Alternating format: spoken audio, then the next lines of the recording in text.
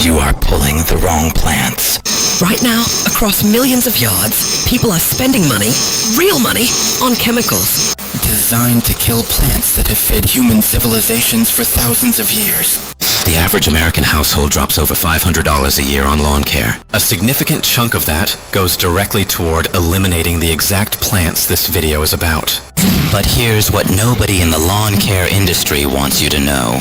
The plants growing through your pavement cracks right now, the ones you've pulled, poisoned, and smothered with mulch are in many cases more nutritious, more resilient, and more valuable than anything currently in your raised beds. In this video, we're covering 6 plants. Plants you almost certainly already have. And we're going to break down exactly why they outperform conventional garden crops. On nutrition, resilience, and real-world value, along with what it costs you every season. To keep destroying them, you're wasting resources that could be feeding you.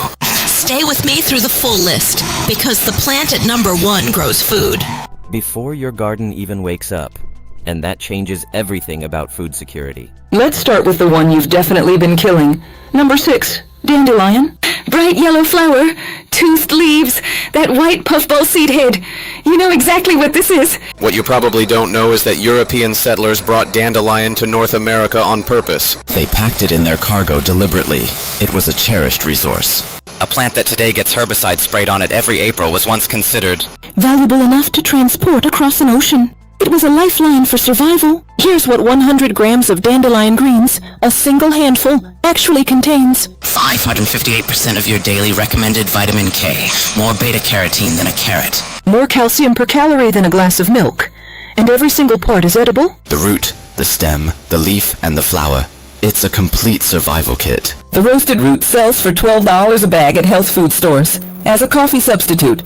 That root is growing in your yard for free, and most people are poisoning it. Compare that to spinach. Celebrated superfood, right? Spinach requires prepared soil. Regular watering, protection from bolting, replanting every single season. It's fragile. Dandelion requires nothing. It breaks through compacted soil, survives frost. It comes back every year from a taproot that goes 18 inches deep. It's unstoppable. To find them, look for the jagged leaves. They look like lion's teeth. That's where the name comes from. When you snap the stem, a milky white sap appears. This is a key identification mark. The stem is always hollow. If it's solid, you're looking at a different plant. The leaves grow in a basal rosette, hugging the ground to survive the mower's blades. Harvest the leaves in early spring before the flowers appear for the mildest flavor. The blossoms are delicious when dipped in batter and fried into golden fritters. Scrub the roots thoroughly before roasting them to create your own survival coffee. Number 5 is the weed that solves a gap most survival gardens can never fill. Purslane. Thick, succulent-like stems, small, rounded leaves. It hugs close to the ground. Most people pull it out as soon as they see it. Here's what they're throwing away. Purslane contains between 300 to 400 milligrams of alpha-linolenic acid. That's a lot. That's more omega-3 fatty acids than any other leafy green plant on Earth. More than spinach. Most people spend $20 to $30 a month on fish oil supplements trying to hit those numbers. Purslane grows in your garden bed and comes back next week without you doing anything. It's a C4 photosynthesis plant, meaning it thrives in the exact conditions that kill others. Drought, heat, poor soil, full neglect. While your tomatoes are wilting, purslane is peaking. Purslane is easy to spot once you know what to look for. Look for the red, succulent stems. It has tiny yellow flowers with 5 petals that only open in the morning sun. The leaves are paddle-shaped and thick. They store water for the hottest summer days. Be careful not to mistake it for spurge. Purslane has no white sap. Always check. Pinch off the top 2 inches of the stems. This keeps the plant producing all summer. The thick stems are excellent when pickled, maintaining their crunch and nutritional value. Number 4 has been hiding in plain sight for centuries. Lamb's quarters. Blue-green leaves with a dusty white coating. Diamond-shaped, often mistaken for spinach. Native American tribes across the continent cultivated this plant intentionally for survival. The seeds are tiny and black, similar to quinoa. They are in the same plant family. The leaves contain 4.2 grams of protein per 100 grams raw, more than spinach. They also deliver iron, calcium, riboflavin, and vitamins A and C. It's a complete food. Cook them exactly like spinach. They wilt the same way.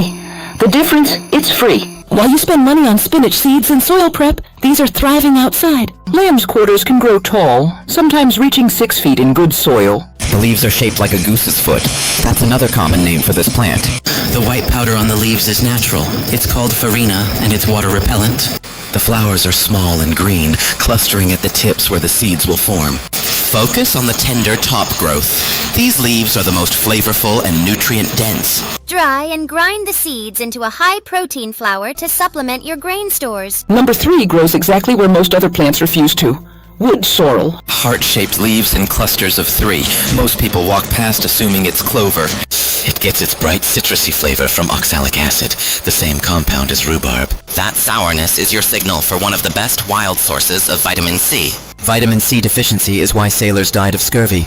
This plant prevents that. Wood sorrel fills the dead zones. It grows in partial shade, under trees, and along fences. In the shadowed edges where almost nothing else thrives, wood sorrel is at home. Wood sorrel leaves are sensitive. They fold up at night and in intense heat to protect themselves. The seed pods look like tiny okra. When ripe, they explode at a touch, launching seeds. Look for the heart shape. Clover leaves are round or oval. Sorrel leaves are true hearts. Use wood sorrel sparingly as a bright, citrusy garnish for salads, fish, or soups. A few leaves steeped in hot water create a refreshing vitamin C-rich survival tea. Number 2 is in almost every untreated lawn right now, and it is working for you. Clover. 3-lobed leaves, nitrogen-fixing legume. It pulls nitrogen directly from the air. It deposits nitrogen into the soil, fertilizing your entire lawn for free naturally. Before synthetic fertilizers, farmers planted clover to restore depleted fields. It was a crop. Dried red clover flowers sell for $8 to $15 per ounce. You can harvest them for free. The seeds can be sprouted indoors in winter for fresh greens ready in just 4 days. Most clover leaves have a distinct white V or watermark. This is a hallmark of the species. Each flower head is actually a cluster of dozens of individual tubular flowers, full of nectar. You can pull these individual tubes out and taste the sweet drop of nectar at the base. Harvest clover flowers in full bloom. They are the most potent and flavorful pods. Dry them thoroughly for long-term storage, ensuring you have medicine through winter. Everything on this list gets surpassed by what comes next. It feeds you when nothing can. Number 1, chickweed. Tiny oval leaves, delicate white star-shaped flowers, dense mats. In most climates, chickweed begins growing in February, weeks before the last frost. Weeks before any cultivated vegetable can safely go outside, chickweed fills the gap. The most dangerous period is late winter into early spring. The hunger gap. Chickweed fills it. It tastes genuinely good. Mild, slightly grassy, very similar to baby spinach. It's vital. Nutritionally, it delivers vitamin C, calcium, magnesium, and iron. It's a powerhouse. One plant produces 800 seeds. Those seeds remain viable in soil for up to 10 years. Once chickweed finds your garden, it is permanently part of your garden, providing fresh greens every late winter, every year, for the rest of the time you grow food on that land. Chickweed has a secret. A single line of tiny hairs runs up the stem, switching sides at every joint. The flowers have 5 petals, but each is split so deeply they look like a 10-pointed star. If you pull the stem gently, the outer skin breaks, but the inner core remains, stretching like a thread. Snip the green mats with scissors. The plant will quickly regrow from the remaining stems. Blend the fresh greens into a vibrant pesto for a massive nutritional boost. Now step back and look at what we actually have here. 6 plants. Not one costs money. Not one requires seeds from a catalog, prepared soil, or irrigation. They just grow. Together they deliver omega-3s, protein, and minerals. They are the ultimate survival tool. The food system we're protecting our lawns for, the grocery store supply chain, is the fragile one. It depends on fuel, chemicals, and global logistics. The weeds are the resilient ones. They've survived every ice age and drought. They win. The question isn't whether these plants can feed you. They already can. Will you let them? If you're gardening, you need to know which crops complement these wild survivors. That video is already made. Hit subscribe so you don't miss it. See you in the next one.